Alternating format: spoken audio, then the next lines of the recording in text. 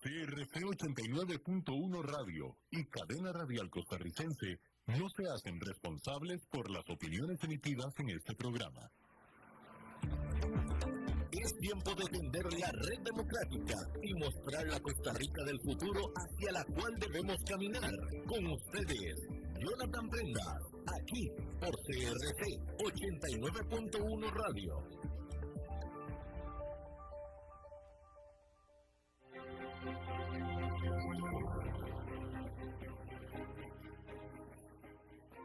Saludos cordiales, mis buenos amigos de Red Democrática, bienvenidos una vez más a una emisión de 10 a 11 de la mañana para todo Costa Rica por la 89.1 de la frecuencia modulada en su radio, en su dispositivo móvil, pero también en las plataformas digitales en @CRC 89.1 Radio, en Facebook y en X, también en @Jonathan Prendas, en Facebook y en TikTok, y también en @Red Democrática en Facebook. Múltiples plataformas para generar mayor difusión, mayor alcance de los conocimientos que nuestros invitados nos presentan para entre todos así crear una buena opinión y generar a partir de ahí decisiones que nos hagan acercarnos a la Costa Rica ideal. No perfecta, porque perfecto no hay solo Dios, pero sí perfectible, porque podemos hacer todos los días algo para acercarnos al ideal que podamos heredarle a nuestros hijos y nietos. Como ustedes saben, es el objetivo de este programa a diario desde aquel 6 de febrero del 2023. El día de hoy tenemos un invitado que ya estuvo el año pasado con nosotros y hoy en un nuevo estudio del estado de la región, don Alberto Mora, su coordinador general, pues nos acompaña para darnos una radiografía no solo de la región centroamericana, por país, por región, cómo nos estamos comportando, cómo estamos avanzando o desacelerando los diferentes indicadores de bienestar para la población, sino también cómo estamos, a final de cuentas, Costa Rica comparado con el resto de la región, para saber si nos están alcanzando o más bien bajamos las marchas de la velocidad y vamos más despacio, y por eso creemos que los tenemos mucho más cerca, o en efecto estamos más cerca del resto de la región. Antes era más marcada la diferencia, ahora conforme pasa el tiempo, pues ahorita nos lo va a confirmar don Alberto, las cosas no son lo que antes parecían muy seguras. Don Alberto, bienvenido a su programa y gracias por el espacio de la agenda. Buenos días, Jonathan. Muchas gracias por la invitación. Un gusto estar de nuevo en su programa. Don Alberto, de la última vez que estuvo acá con nosotros, con un vistazo, con una pintura regional a la de ahora, a los indicadores que usted tiene ahora, la data que tiene ahora, ¿cuál es el principal sabor de boca que le deja la región centroamericana después de este tiempo que ha transcurrido? Bueno, quizás, Jonathan, antes de responderle puntualmente esa pregunta, quisiera introducir nuestra conversación señalando por qué es que mirar hacia la región es importante para un país como Costa Rica, porque probablemente muchas de las personas que nos escuchan dicen, bueno, es que, ¿y qué tiene que ver el resto de la región centroamericana con nosotros? Y es que es clave pensar en ese entorno centroamericano como nuestro vecindario inmediato. Y es que cuando uno vive en un barrio, su bienestar depende, por supuesto, de lo que usted haga dentro de su casa, las relaciones con su familia, si todos tienen trabajo, si tienen los ingresos suficientes para atender sus necesidades, si la casa está en buenas condiciones, si todos tienen acceso a los servicios básicos de salud, de educación, etcétera. Pero depende mucho también del entorno. Y ese entorno inmediato, el vecindario, determina mucho de lo que sucede en ese espacio en el cual día a día interactuamos. Todos tenemos que salir de la casa para ir al trabajo, para ir a la escuela, ir al puesto de salud más cercano, para ir a hacer las compras, etcétera. Y si ese entorno que es el vecindario no ofrece condiciones de seguridad, no es agradable, no tiene aceras, la infraestructura no es adecuada, se generan riesgos, bueno, eso nos termina impactando. Bueno, lo mismo sucede con la región, ¿verdad? Los países centroamericanos, incluida Costa Rica, tienen fuertes vínculos con ese entorno, con ese vecindario, vínculos de distinta naturaleza, por supuesto que geográficos, históricos, pero también económicos. Hay un intercambio comercial muy fuerte entre los países centroamericanos y la región. Es el segundo, tercer mercado más importante para las exportaciones de Costa Rica, dependiendo del sector y la actividad que estemos analizando. Además de ese vecindario emergen también dinámicas de desarrollo y desafíos que debemos atender. Dentro de ellos, por ejemplo, el crimen organizado, el narcotráfico y lo que eso supone en términos de violencia e inseguridad ciudadana, el cambio climático y los niveles altos que tenemos de exposición al riesgo y la vulnerabilidad a desastres también emergen de nuestra forma de convivir con el ambiente, del uso del territorio, pero también de ese entorno regional que determina mucho la situación de riesgo que tiene la región. O, por ejemplo, los flujos de migraciones que cada vez son más hemisféricas, vienen desde otras regiones, incluso desde otros continentes y pasan por Centroamérica hacia los Estados Unidos. Bueno, eso supone retos no solo para los estados y las instituciones, sino también para las comunidades por las que transitan esas personas. Entonces, en este sentido, mirar el vecindario es una forma también de reconocer nuestra realidad desde una perspectiva distinta, que es la perspectiva de los desafíos y las oportunidades que también existen y que son de alguna manera compartidas con los demás países de la región. Y por supuesto, el objetivo de esto es llamar la atención sobre la importancia de una acción conjunta, una acción coordinada con los demás países para optimizar esfuerzos y los recursos que dedicamos a la atención de estas situaciones o fenómenos y por supuesto para potenciar el impacto, porque claramente haciéndolo de manera coordinada podemos alcanzar mayores y mejores resultados. Ahora puntualmente para responder su pregunta. El séptimo informe del estado de la región que presentamos hace unas 2, 3 semanas en Ciudad de Panamá y que estamos trabajando, discutiendo, analizando en los demás países, lo que señala es que Centroamérica y República Dominicana se encuentran en este momento en la situación más peligrosa y crítica desde que dejó atrás los conflictos armados y las dictaduras allá por finales de los años 80. Esa es la magnitud de la gravedad de la situación que enfrentamos. ¿Y a qué se debe esa situación?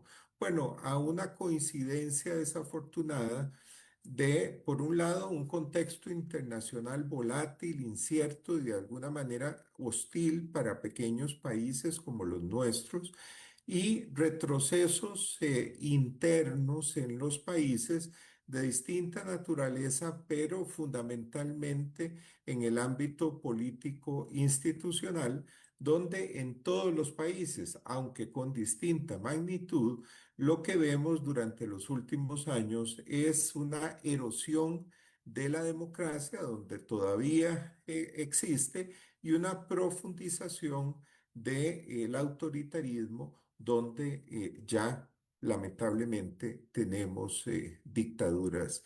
El riesgo de de esta coyuntura que vivimos se agudiza por fenómenos de mediano o largo plazo que, por un lado, evidencian rezagos históricos que los países han tenido, por ejemplo, en el combate de la pobreza, en el combate de la alta concentración de los ingresos, que aunque en el largo plazo esas situaciones han mejorado, digamos, hoy hay menos porcentaje de hogares pobres que en 1990, o la concentración de los ingresos es menor. Lo cierto es que todavía tienen niveles muy altos. Y el caso más crítico es, por ejemplo, Honduras, donde incluso los niveles de pobreza hoy son mayores a los que habían en 1990.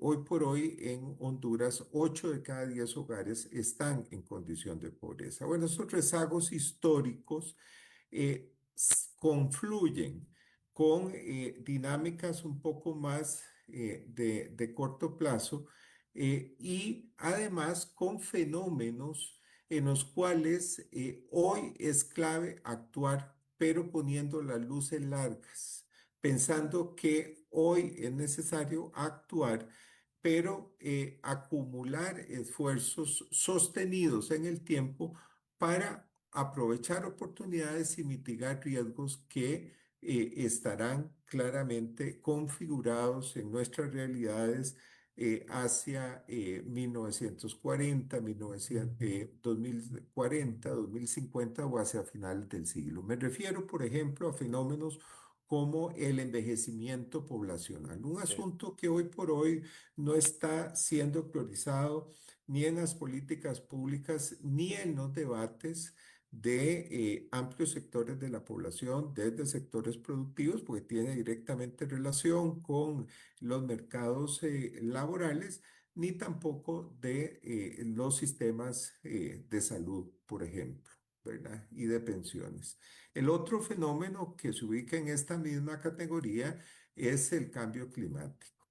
Y es que hacia finales de este siglo, en promedio, la región tendrá territorios en los cuales aumentará la temperatura entre 2 y 4 grados centígrados. Eso afectará de manera muy significativa, y ya los efectos se están sintiendo, la producción agropecuaria, la posibilidad de generar energía hidroeléctrica por la variabilidad o la disminución promedio de los niveles de los embalses para aprovechar este recurso hídrico para la generación de electricidad.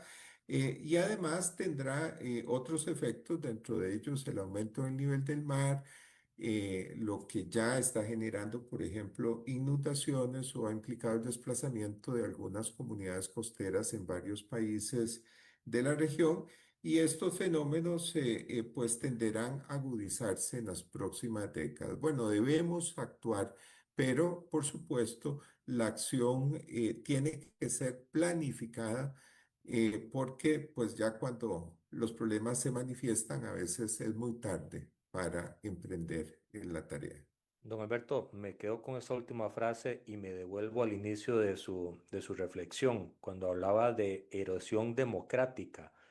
Vimos o habían señales en anteriores informes que íbamos directo a este punto en el que nos encontramos como región, o fueron situaciones coyunturales potenciadas en muy poco tiempo por acciones de falta de respuestas institucionales ante pobreza, trabajo o algún otro tipo de indicador de bienestar social que haya existido. Es decir, las señales estaban y no las vimos como institucionalidad democrática, o todo fue de la noche a la mañana potenciado por la coyuntura internacional.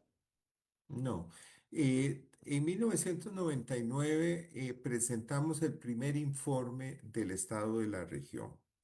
Y en esa ocasión decíamos que por primera vez en mucho tiempo Centroamérica había experimentado una década positiva en la que dejó atrás conflictos armados, dictaduras de largo plazo y retomó la senda del crecimiento económico y del progreso social. Bueno, eso perduró hasta inicios de este siglo. Ya en los informes publicados en el 2003 alertábamos sobre una desaceleración en el proceso de democratización de los países y rezagos históricos a los cuales no estaban respondiendo las políticas públicas y los gobiernos. Eh, y es que si bien todos los países lograron hacer elecciones y consolidar los procesos electorales como el medio para el acceso y el relevo del poder, lo cierto es que la democracia es mucho más que eso, ¿verdad? Y era más fácil gestionar elecciones que, por ejemplo, construir estados democráticos de derecho con un poder judicial independiente, con capacidades suficientes para ofrecer justicia pronta, cumplida, igual para todos. O era más sencillo gestionar procesos electorales que modificar las condiciones de distribución del poder a lo interno de las sociedades, ¿verdad? O era más fácil gestionar procesos electorales con ciertos estándares de calidad, seguridad, etcétera, que, por ejemplo, fortalecer las capacidades institucionales de los estados, no solo para tener presencia y control del territorio, sino para tener posibilidad de ampliar la cobertura y la calidad de los servicios básicos para toda la población. Me refiero a salud, educación, seguridad, etcétera. Entonces, bueno, esa noción limitada de democracia que mucha población tiene, en el sentido de que piensa que democracia es ir a votar cuando hay elecciones y que ahí se acaba la historia, también de alguna manera se pudo permear con esa visión limitada en la institucionalidad y en los sistemas políticos, ¿verdad? Que dejaron, por ejemplo, entonces de atender necesidades y expectativas de la población, de sociedades que además durante las últimas 3 décadas se han transformado de manera muy significativa. Y es que, por ejemplo, dejamos de ser sociedades rurales y agrícolas y somos hoy sociedades mayoritariamente urbanas en la mayor parte de los países, entre el 60-70% de la población vive en centros urbanos, las ciudades capitales, la periferia y ciudades secundarias. Hoy las economías claramente se transformaron y son muy distintas a las que teníamos en 1990. Tienen mucho mayores vínculos económicos con el resto del mundo vía atracción de inversión externa directa, de turismo, de remesas para aquellos países en los cuales las migraciones han sido muy importantes. O, por ejemplo, con la apertura de nuevos mercados para sus exportaciones, las que además se han diversificado, ¿verdad? Entonces, esas transformaciones que además coincidieron con transformaciones y cambios significativos, por ejemplo, en la estructura por edades de la población. En aquel momento, hacia finales de los 80, principios de los 90, la mayor parte de la población era menor de 15 años. Ujú. Hoy el mayor peso de población está en edad productiva, ¿verdad? De 15 a 64 años. Y en algunos países como Costa Rica y Panamá ha venido aumentando la población adulta mayor de 65 años, ¿verdad? Porque son estos dos países los que viven un proceso de transición demográfica más avanzado. Entonces, bueno, es un poco esta la situación, el panorama general. Don Alberto, de eso, de este escenario que nos pinta del estado de la región, el, ¿cómo podemos percibir entonces el concepto de desigualdad social? En algún momento el año pasado, del mismo del Estado de la Nación, don Leonardo me parece que no lo había dicho, Costa Rica salía como un país quizás más desigual de toda América.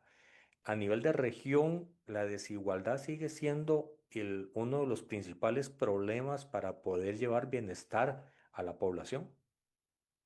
Efectivamente, es un reto importante la concentración de los ingresos, que además está relacionada también con los bajos niveles de inversión social pública de la mayor parte de los países, sobre todo los países más grandes y poblados. Imagínense en ustedes que en Guatemala, Honduras y Nicaragua, se dedica a inversión social pública menos de $300 al año por habitante. En el caso de Costa Rica es más de $1,200, al igual que en el caso de Panamá. Es esta la magnitud de la diferencia, de la brecha. Y esos países, pues son países con mucho más población y además países con necesidades de una mayor intervención del Estado en la prestación de servicios sociales y de salud, de educación, de combate a la pobreza, porque en esos países, hoy por hoy, más de la mitad de los hogares viven en condición de pobreza. Ahora, la inversión social pública no está resolviendo, digamos, un poco, no está nivelando la cancha y dando condiciones básicas como para que amplios sectores de la población puedan salir adelante. Y esto está relacionado también con la baja carga tributaria, con los impuestos que pagamos en la región, que son alrededor del 18% del Producto Interno Bruto en promedio. Algunos países un poquito más, otros menos, pero esta carga tributaria es menor a la carga tributaria de América Latina y el Caribe, que tampoco es muy alta. Y por supuesto es más o menos la mitad de lo que se paga por impuestos en países mucho más avanzados y mucho más desarrollados como los países de la OCDE, los países europeos. Bueno, tenemos entonces bajas cargas tributarias que impiden financiar de manera robusta a los estados y sus políticas públicas, en particular elevar los bajos niveles de inversión social que tienen los países. Y esto está muy directamente relacionado también con la alta concentración de los ingresos. Y es que en varios de los países, la quinta parte de los hogares de más bajos ingresos, lo que se conoce como el quintil 1, Ujú. tiene un ingreso que es en promedio entre 15 y 25 veces más bajo que el ingreso promedio que percibe la quinta parte de los hogares de más altos ingresos. Es mucha la diferencia. Entonces es mucha la diferencia. Guatemala es el país con una mayor concentración de la región, pero los demás están en situaciones, digamos, intermedias, pero también que evidencian una concentración importante que es similar o superior a la de América Latina y el Caribe, que como usted mencionó, pues es la región más desigual del mundo. Don Alberto, de esa inversión social en la región, los gobiernos a qué le están apostando, a educación, o a todos, un poquito para todos, o están apostando por salud, o por educación, o por infraestructura, o por qué indicador o qué rubro de inversión social es donde más se nota interés en este último periodo por generar esa sostenibilidad de la población. Sí, los niveles de inversión pública son mayores en educación y en segundo lugar en protección social y en tercer lugar en salud. Digamos, esos son como las tres áreas en las que los países más invierten.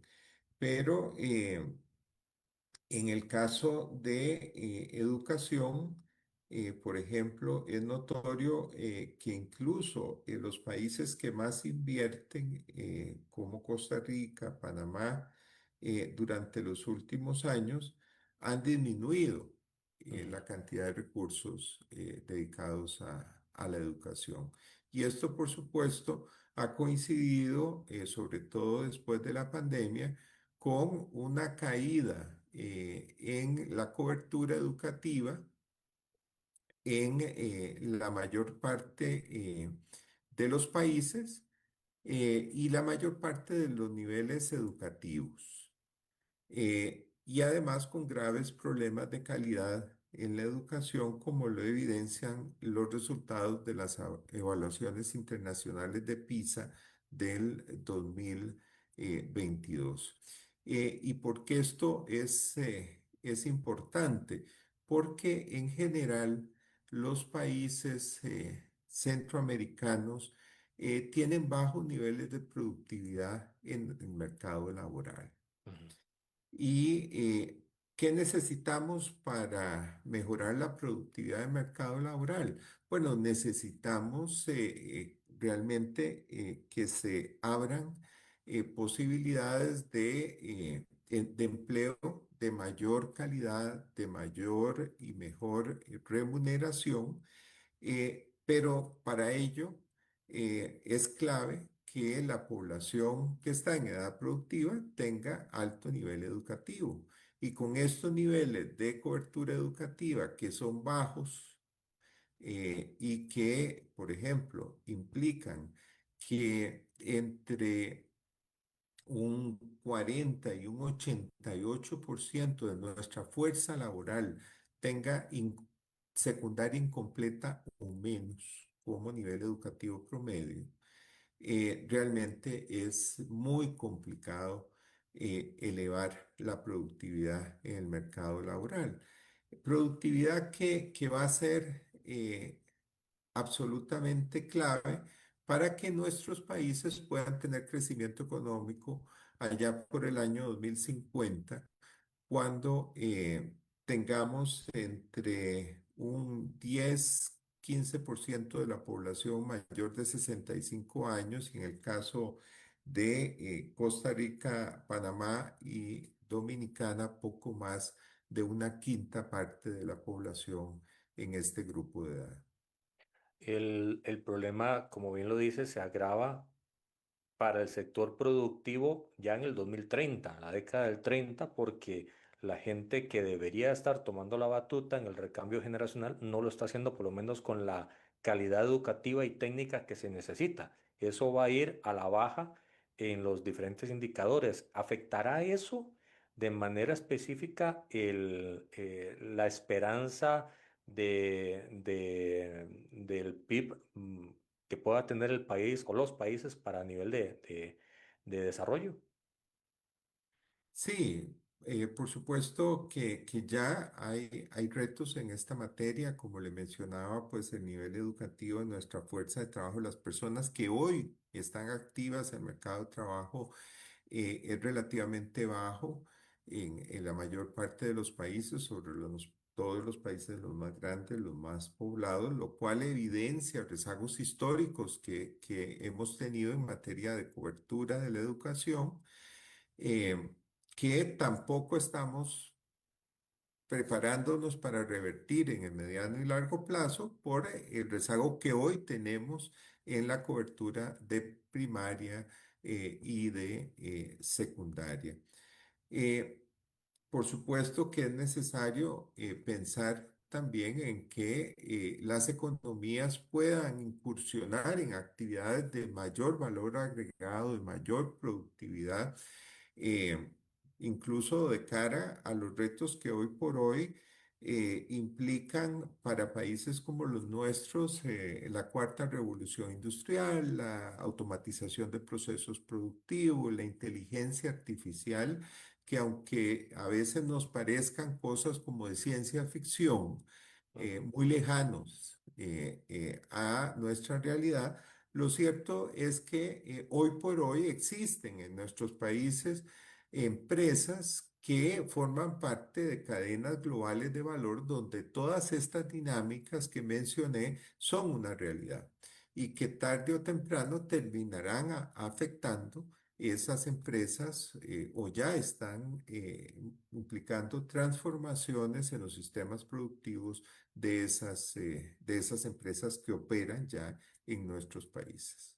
Don Alberto, ¿cuál es la principal fortaleza como región en este momento y cuál es nuestra principal debilidad como región?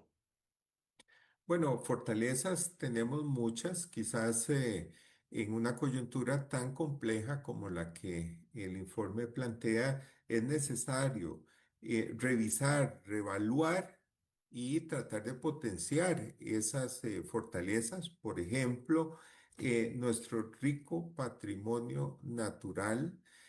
Recordemos que en Centroamérica, que representa a nivel global alrededor de un 2% del territorio, existen cerca del 10% de las especies de plantas y animales del mundo. Eso hace que sea muy, muy diverso y muy rico la biodiversidad que tenemos.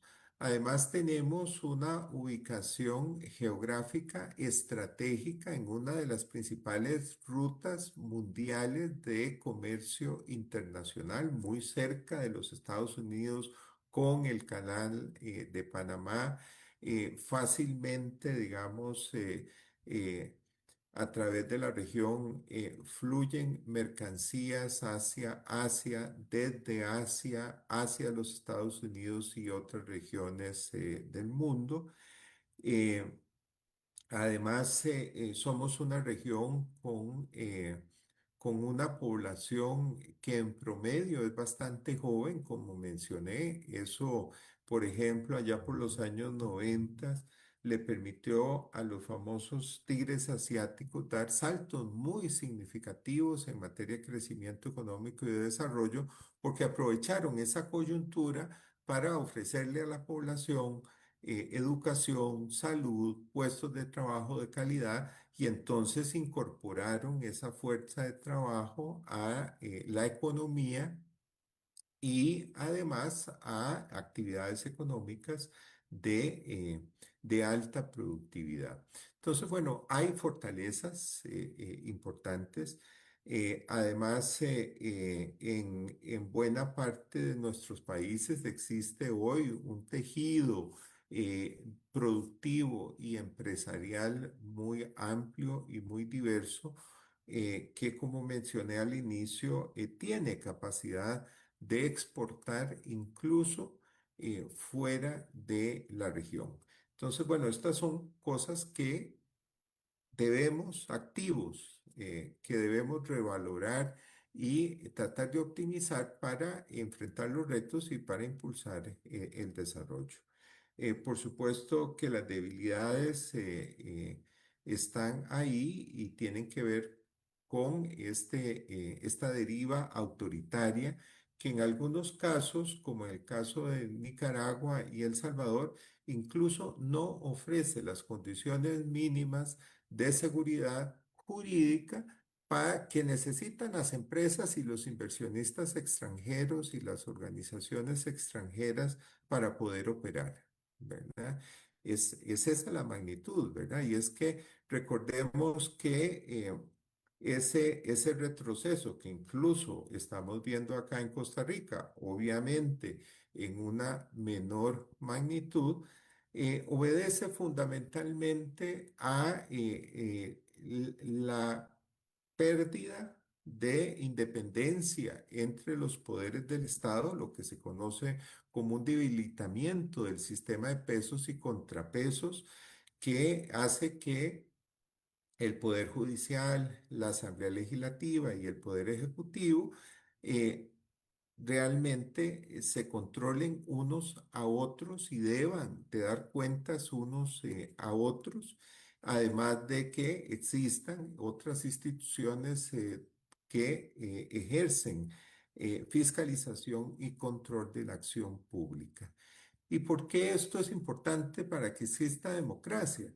Porque este sistema de pesos y contrapesos o la independencia entre los poderes del Estado no es algo que se le ocurrió a alguien de pronto eh, plantear, ¿verdad? Es el resultado de siglos de experiencia en muchos países del mundo que han determinado que para que se reduzca el riesgo de abusos en el ejercicio del poder, es necesario que exista esa independencia de los poderes y que no se concentre el poder absoluto en una sola persona o en una sola institución del Estado, ¿verdad? Acá hay retrocesos importantes y lamentablemente hay retrocesos también en la tutela y protección de libertades y derechos de la población,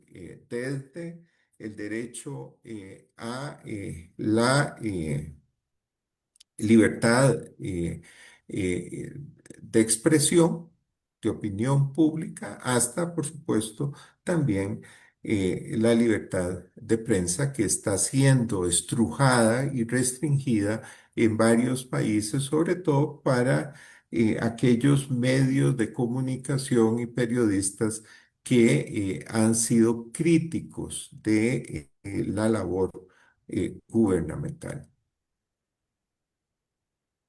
¿Ya ha visto la pintura regional de manera amplia? ¿Cómo está Costa Rica en función de Centroamérica y de la región centroamericana en general? ¿Es una posición todavía privilegiada? Seguimos estando, a ver, sin sonar arrogante ni por lo menos, ni mucho menos con los demás países centroamericanos, Costa Rica ha tenido el ver internacional que va adelante en el desarrollo de bienestar social versus los demás países. Seguimos estando de esa forma, seguimos siendo fuertes en función del resto de la región, o el ancla de estos últimos episodios ha sido tan fuerte que la desaceleración ha sido más marcada. Eh, Claramente, Costa Rica mantiene en este momento una posición, digamos, ventajosa en relación con la mayor parte de los demás países de la región.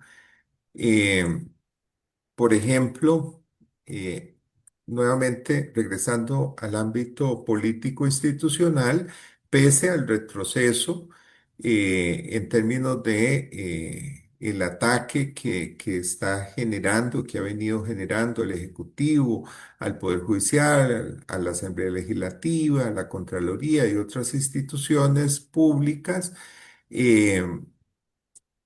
eh, a los medios de comunicación.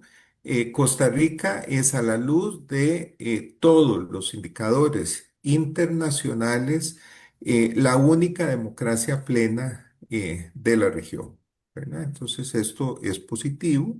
Ujú. Además, como mencioné, tiene los niveles de inversión social, pese al retroceso o a la disminución durante los últimos años, tiene los niveles de inversión social más altos de la región. Tiene en muchos casos la mayor cobertura de los servicios de salud, de educación de la región.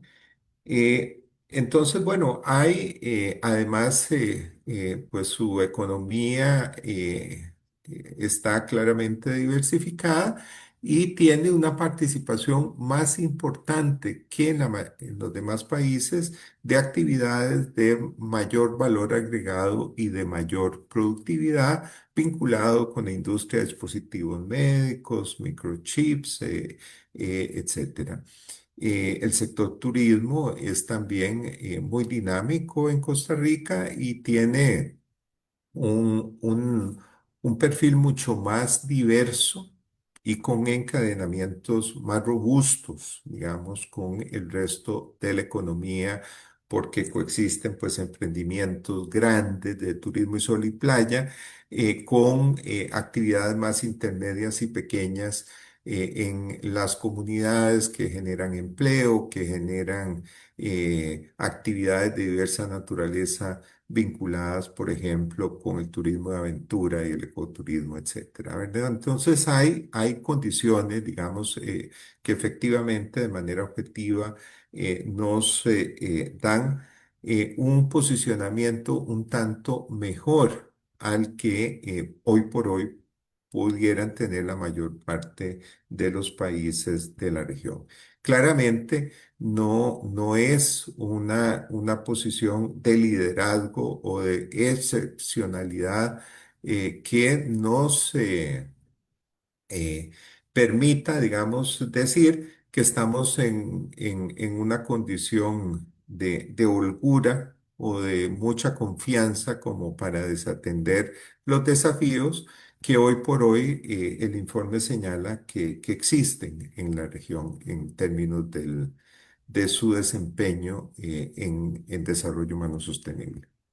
Ese desempeño de desarrollo humano tiene, por ejemplo, en Costa Rica todos los estudios de opinión marcan que más del 56% de la población está preocupada por la seguridad, por ende, el crimen organizado, por ende, el sicariato, por ende, el tema del narcotráfico. A nivel regional, como un todo, la seguridad es igual que en Costa Rica, uno de los graves problemas por solucionar, por enfrentar y el narcotráfico, una de las principales amenazas directas contra las nuevas generaciones. El narcotráfico y la operación del crimen organizado es uno de los ámbitos que claramente no respeta fronteras entre los países, opera de manera transnacional y además con mucha holgura, sobre todo cuando existen estados débiles que incluso no tienen presencia y control del territorio o dedican, digamos, muy pocos recursos a la seguridad, ¿verdad? Eh, Obviamente, en el caso de Costa Rica, están presentes estos actores en nuestro territorio, ¿verdad? Y aunque Costa Rica mantiene una robustez internacional que incluso en la coyuntura política actual le ha dado la posibilidad de contener el embate autoritario del Ejecutivo, tanto en el Poder Judicial como en las instituciones de control y la Asamblea Legislativa, lo cierto es que hoy por hoy ha bajado la guardia en el combate del crimen organizado y la inseguridad. En el caso del resto de Centroamérica, ¿cómo se comporta esa sombra de Los demás países, presencia? por supuesto, que no escapan de esta misma dinámica. En el caso de Honduras es una situación grave que se vive eh, sobre todo en la zona atlántica del país, en Guatemala también. En El Salvador, los indicadores hoy por hoy son mucho más positivos de los que eran hace algunos años, sobre todo en materia de violencia homicida, pero pues la medida que adoptó el gobierno de ese país para el embate a las pandillas y con ello reducir la extorsión y reducir los homicidios, pues claramente fue en detrimento de el debido proceso y la protección de libertades y derechos ciudadanos. Existen personas que hoy se encuentran privadas de libertad y con incluso sentencias que claramente son inocentes de los cargos a los cuales se les atribuyen. Incluso esto ha sido reconocido por el propio presidente de El Salvador como un daño colateral, ¿verdad? En función de un objetivo de mayor alcance. Y por supuesto, ello no necesariamente está implicando una modificación de las causas estructurales que en un país como ese han generado el fenómeno de las pandillas, que ha sido básicamente la expulsión de población, principalmente hacia los Estados Unidos, por el déficit de oportunidades de mejora en las condiciones de vida, de empleo, de ingresos, de distinta naturaleza de amplios sectores de la población que básicamente han tenido en la posibilidad de emigrar, en muchos casos la única alternativa para pues vivir mejor. Finalmente, si tomamos los factores de autoritarismo, de erosión de la democracia, de la pobreza, de la falta de distribución de la riqueza, del tema de la inseguridad, viniendo de la mano con crimen organizado y narcotráfico, podríamos decir que o podríamos ver a futuro una amenaza sustancial para que se instauren narcosestados en la región. Pues mire, esto dependerá de lo que hagamos o dejemos de hacer en los próximos años, ¿verdad? De hecho, el informe llama la atención sobre dos disyuntivas que hoy enfrenta la región. Por un lado, fortalecer la democracia y utilizar los instrumentos y mecanismos que nos ofrece para buscar acuerdos que permitan responder de mejor manera a las necesidades y expectativas de la población que hoy claramente está insatisfecha, está descontenta y con incluso disposición de apoyar liderazgos autoritarios. Esa es una alternativa.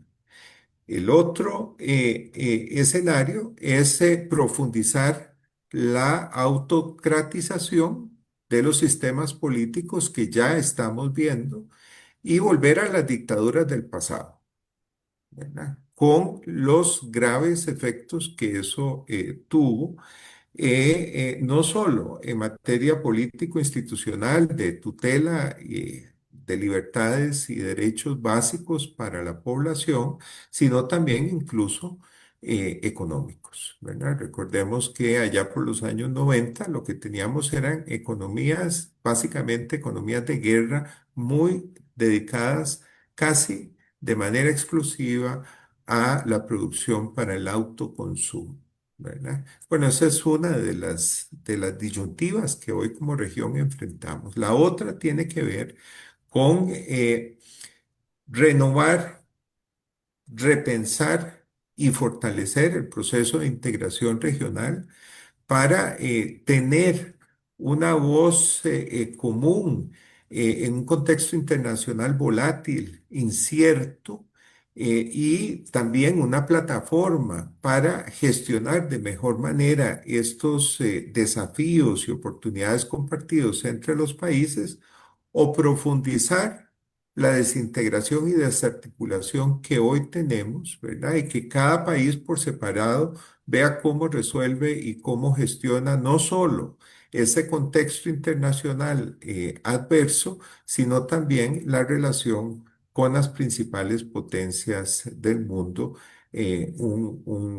un contexto que claramente hoy por hoy está generando consecuencias complicadas para nuestros países por el recorte de la cooperación internacional, por incluso la imposibilidad de mantener los flujos de comercio con uno de los principales mercados nuestros, que es los Estados Unidos.